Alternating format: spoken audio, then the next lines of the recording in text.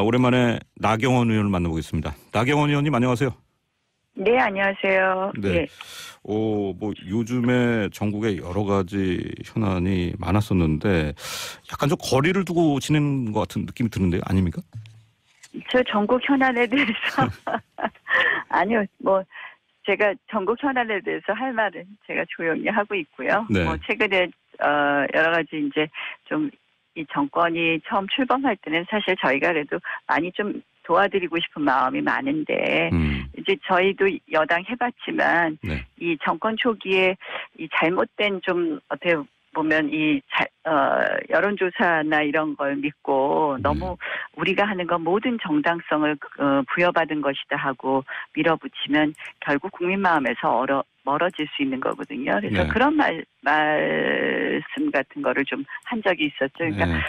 이제 이낙연 총리 같은 경우도 이제 취임하시면서 촛불 정신을 얘기하시고 다들 이 정권 분들이 많이 인용을 하시는데 네. 초기의 촛불 정신은 사실은 최순실 국정농단에 대해서 정말 헌법 질서를 다시 좀 존중해달라, 헌법 가치를 좀 존중해달라는 게 국민들의 이야기였거든요. 그런데 그것이 마치 이 정권을 절대적으로 지지해주는 정당성의 근거로 활용을 한다면 문제가 될 것이다라는 이야기를 많이 했죠. 네. 네. 최근에 이제 페이스북에 올리신 걸 말씀하신 것 같은데. 그래서 특히 이제 최근에 너무 갈등 요소가 많은 게 많잖아요. 탈원전 문제라든지 예컨대 교육 문제는 자사고 외고 폐지 문제라든지 많은 이슈가 있는데 네. 이 갈등 요소 많은 것을 탈원전만 해도 원전을 찬성하느냐 반대하느냐를 떠나서 독일도 탈원전 하는데 한 30년 걸려서 뭘 한다는 얘기도 있고 이게 좀 충분한 수기를 거쳐야 되는데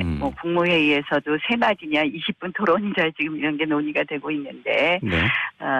논란이 되고 있는데요. 너무 빨리 밀어붙인다 이런 말씀이세요? 예, 네. 조금 더 좀 수기 절차를 좀 거쳐야 되지 않느냐 이런 걸 좀 지적하고 싶습니다. 그래서 우리가 흔히 정권 초기에 취하기 쉬운 이 여론조사의 함정이 있거든요. 네. 지금 이제 문재인 대통령 지지율이 한 80% 이상 나온다. 그러니까 정말 국민 전부가 지지하는 거 아니냐 이렇게 생각들을 하시겠지만 네.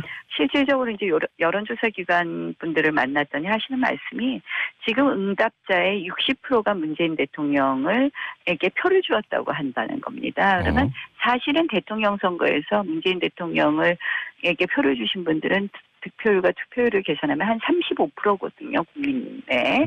그런데 60%가 투표를 줬다고 대답하는 그 여론조사의 결과는 아무래도 국민 마음보다는 좀 부풀어져 있다고 봐야 되겠죠. 그게 이제 투표율로 환산해서 그렇게 말씀하시는 거죠, 지금? 예, 투표율과 득표율을 다 환산했을 때. 이게 좀 되짚어보고 싶은 부분이 이제 최근에 올리신 글 중에서 이제 부풀려진 여론조사 결과에 취해서 좌파 정책을 밀어붙이고 있다 이렇게 비판하셨는데, 그럼 이제 여론조사 좀 부풀려졌다 이런 의미로 보시는 겁니까?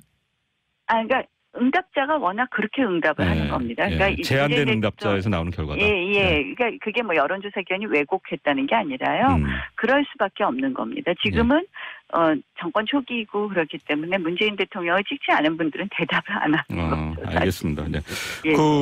이 좌파 정책이란 이제 표현 때문에 이제 궁금한 것이 사실 이제 최저임금 인상이나 비정규직 문제는 사실 이제 지금 우리 사회 양극화 문제 때문에 해결이 좀 시급한 사안이기 때문에 어떻게 봐야 될지 모르겠어요. 이거 좀 비판이 있을 것 같은데요. 제가 말한 거는 이게 이제 여기가 이 정부가 우파 정부는 아니지 않습니까?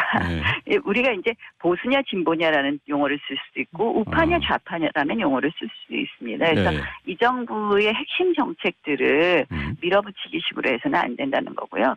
원전 탈원전 문제도 그렇고요. 모든 것이 우파 좌파로 재단할 수 있는 그런 정책만은 아닙니다. 그러나 예컨대 이제 자사고 외고 폐지 같은 것은 분명히 저는 좌파적 정책이라고 생각을 합니다.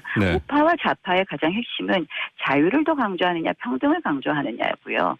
자사고 외고 폐지가 그러니까 그런 면에서 자유를 강조하기 때문에 교육 서비스에서도 다양한 서비스를 해줘야 되는 거거든요. 알겠습니다. 예, 그런 의미에서 좌파 정책이라는 의미입니다. 그래서 이제 오랜만에 나오셨기 때문에 좀 우파 정부는 아니죠.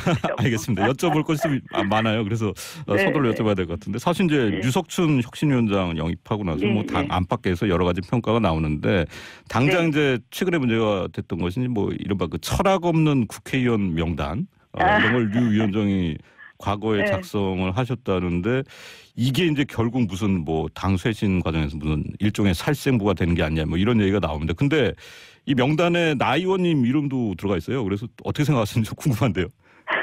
제가 보니까 그게 뭐 시민단체 활동하실 때 무슨 야당 의원들하고 공동으로 발의한 의원들을 다 뭐 그 당시 야당 의원들 하고 공동 발의한 의원들 명단을 이렇게 수집하신 거라고 그런데 저도 기준이 뭔지 잘 모르겠습니다. 그래서 뭐 제가 생각하기에는 그거는 이제 학자일 때 시민단체일 때 하신 활동이기 때문에 뭐 혁신위원장이 돼서 또 뭐 그것이 살생부냐 아니냐 뭐 이렇게 저희가 너무 뭐 예민하게 생각할 건 없고요. 아마 뭐 혁신위원장으로서 또 기준을 정하시겠죠. 그래서 그거 뭐 살생부냐 아니냐에 대해서는 별로 신경 쓰지 않고 있습니다. 신경 쓰지 않고 계시다고요? 예, 그건 이제 학자와 시민단체 활동을 하신 거고 이제 혁신위원장으로서의 기준은 달라야 되겠죠. 네. 그런데 뭐 박근혜 전 대통령 탄핵은 정치적 탄핵이고 억울하다고 류 위원장이 평가를 한 것은 지금 자유한국당이 좀 가져왔으면 하는 그런 방향, 뭐 보수 혁신이나 이른바 그 외연 확대와는 반대 방향이라는 느낌이 있습니다. 조금 그런 부분은 안타까운 부분이 있습니다. 그래서 이제 탄핵 국회에서 일어난 탄핵에 대한 뭐 정치적 견해는 굉장히 다를 수 있습니다. 저는 이 헌법 가치가 파괴된 것에 대해서 우리가 바로잡고 책임을 지는 게 맞다고 생각을 한 사람이었지만 뭐 거기에 대해서는 판단이 다를 수 있는데 유석춘 위원장께서 하신 말씀이 그 탄핵 재판 헌법재판소의 탄핵 재판에 대해서도 그런 입장을 취하시는 건지는 제가 좀 묻고 싶습니다. 그래서 헌법재판소의 탄핵 재판조차도 부정을 한다면 이것은 우파 가치에 굉장히 근본적으로 반하는 일이거든요. 저는 그동안 우파 정당, 보수 정당이 잘못했던 것, 자유한국당이 잘못했던 것은 우파의 가장 핵심 가치가 자유, 민주, 그다음에 법치라고 생각을 하는데요.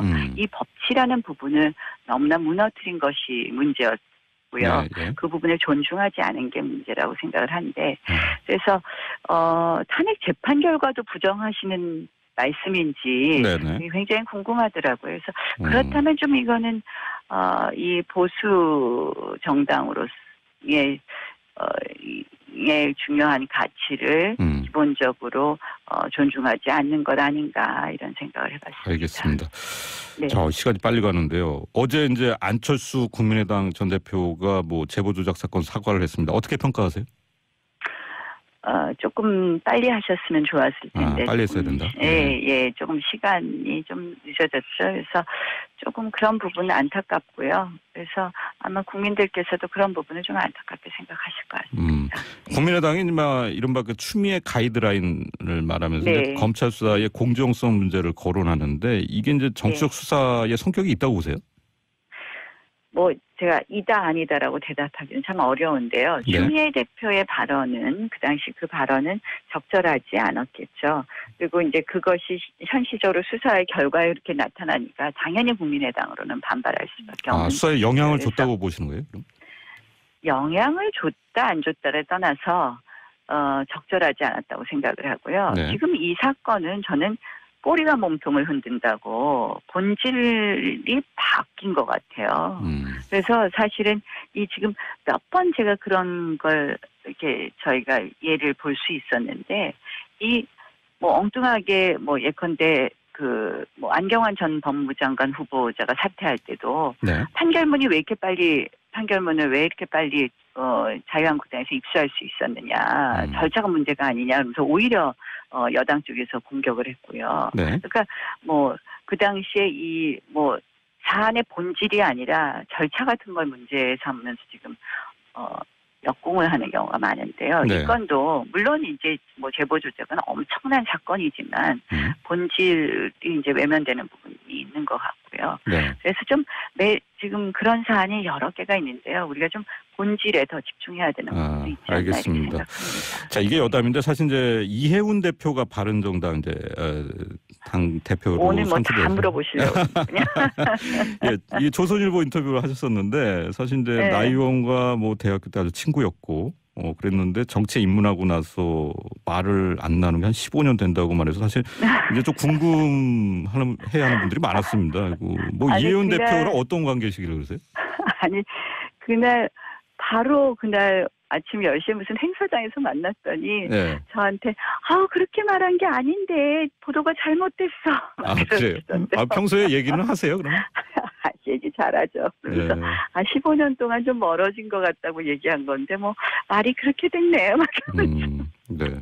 제가 뭐 더 얘기 안 하겠습니다. 알겠습니다.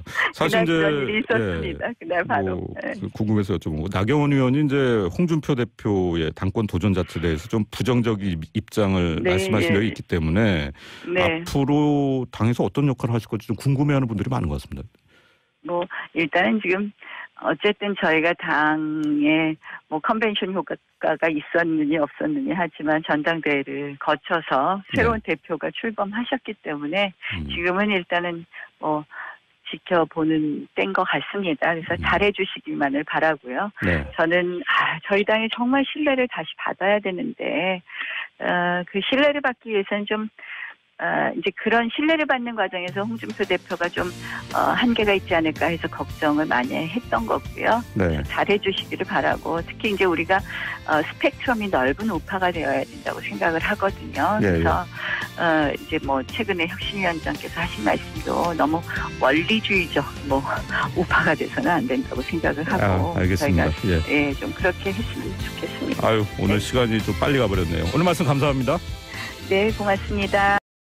떠나서 뭐 독일도 탈원전 하는데 한 30년 뭐 걸려서 뭘 한다는 얘기도 있고 이게 좀 충분한 수기를 거쳐야 되는데 뭐 국무회의에서도 3마디냐 20분 토론이냐 지금 이런 게 논의가 되고 있는데 뭐 논란이 되고 있는데요. 너무 빨리 밀어붙인다 뭐 이런 말씀이세요? 조금 더 좀 수기 절차를 좀 거쳐야 되지 않느냐 이런 걸 좀 지적하고 싶습니다. 그래서 우리가 흔히 정권 초기에 취하기 쉬운 이 여론조사의 함정이 있거든요. 지금 이제 문재인 대통령 지지율이 한 80% 이상 나온다. 그러니까 정말 국민 전부가 지지하는 거 아니냐 이렇게 생각들을 하시겠지만 실질적으로 이제 여론조사 기관 분들을 만났더니 하시는 말씀이 지금 응답자의 60%가 문재인 대통령에게 표를 주었다고 한다는 겁니다. 그러면 사실은 대통령 선거에서 문재인 대통령에게 표를 주신 분들은 득표율과 투표율을 계산하면 한 35%거든요, 국민의.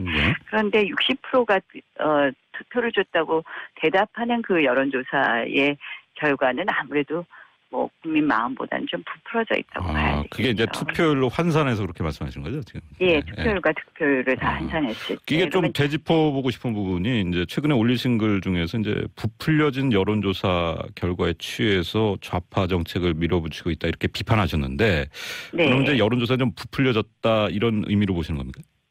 그러니까 응답자가 워낙 그렇게 응답을 하는 겁니다. 그러니까 제한된 응답자에서 나오는 결과다. 그러니까 그게 뭐 여론조사 기관이 왜곡했다는 게 아니라요. 그럴 수밖에 없는 겁니다. 지금은 정권 초기이고 그렇기 때문에 문재인 대통령을 찍지 않은 분들은 대답을 안 하는 거죠. 알겠습니다. 이 좌파 정책 오랜만에 나경원 의원을 만나보겠습니다. 나경원 의원님 안녕하세요. 네, 안녕하세요. 뭐 요즘에 전국에 여러 가지 현안이 많았었는데 약간 좀 거리를 두고 지내는 것 같은 느낌이 드는데요, 아닙니까?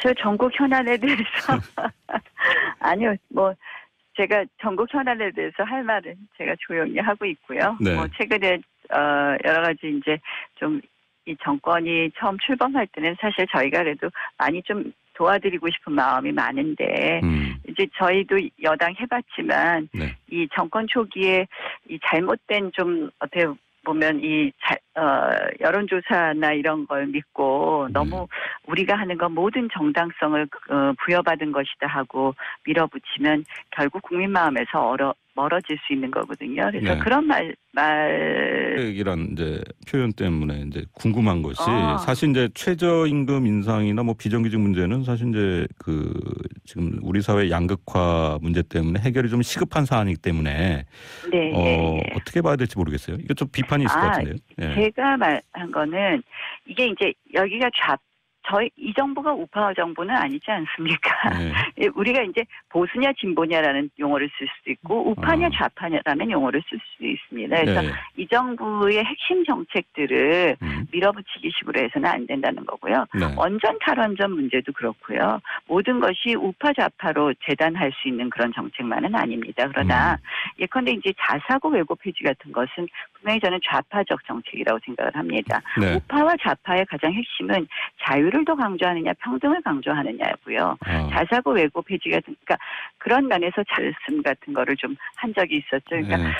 이제 뭐 이낙연 총리 같은 경우도 이제 취임하시면서 뭐 촛불 정신을 얘기하시고 다들 이 정권 분들이 많이 인용을 하시는데 네. 초기의 촛불 정신은 사실은 최순실 국정농단에 대해서 정말 헌법 질서를 다시 좀 존중해달라, 헌법 가치를 좀 존중해달라는 게 국민들의 이야기였거든요. 그런데 그것이 마치 이 정권을 절대적으로 지지해주는 정당성의 근거로 활용을 한다면 문제가 될 것이다라는 이야기를 많이 했죠. 네. 예, 최근에 이제 페이스북에 올리신 걸 말씀하신 것 같은데. 그래서 특히 이제 뭐 최근에 너무 갈등 요소가 많은 게 많잖아요. 뭐 탈원전 문제라든지 뭐 예컨대 교육 문제는 자사고 외고 폐지 문제라든지 뭐 많은 이슈가 있는데 이 갈등 요소 많은 것을 탈원전만 해도 원전을 찬성하느냐 반대하느냐를